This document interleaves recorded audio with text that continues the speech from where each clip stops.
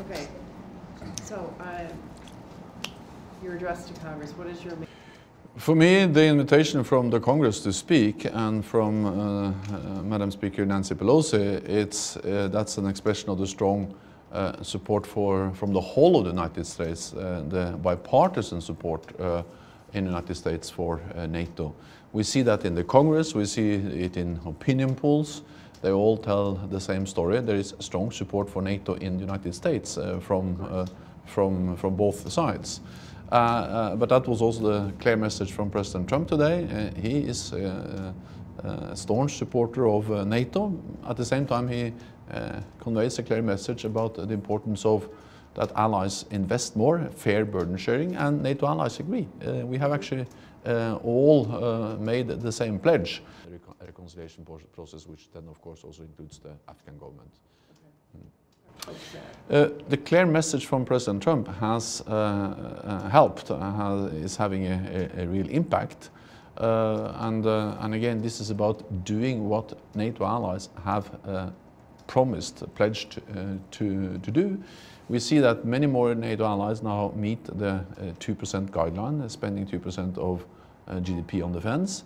And even those who have not yet reached the 2% guideline, they have now more and more of them have put in place or submitted credible national plans on how to reach the 2% guideline within 2024. Discussed with Taliban is also how to facilitate Afghan reconciliation. But what we see is a more assertive Russia, Russia which has been responsible for the use of military force against neighbors, Georgia and Ukraine, which is responsible for a substantial military build-up, investing in new modern capabilities, including nuclear weapons, and which also tries to interfere in our political processes. And all of this has required a response from NATO and the reconciliation process. And of course, that has to include the Afghan government. It has been made very clear from the United States that no decision has been taken, but what we have seen is a renewed effort by the United States to find a peaceful, negotiated solution.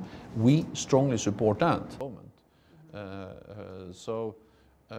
We would like to see the Afghan...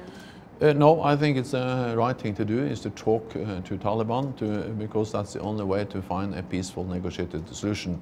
At the same time, it's a very close link between our military presence in Afghanistan and what's going on at the negotiating table, because the support NATO allies, the United States and all the NATO allies provides to the Afghan security forces, the Afghan army, that sends a clear message to Taliban that they will not win on the battlefield, so they have to sit down at the negotiating table and agree to a political solution. Because we think that they can facilitate, they can lead into an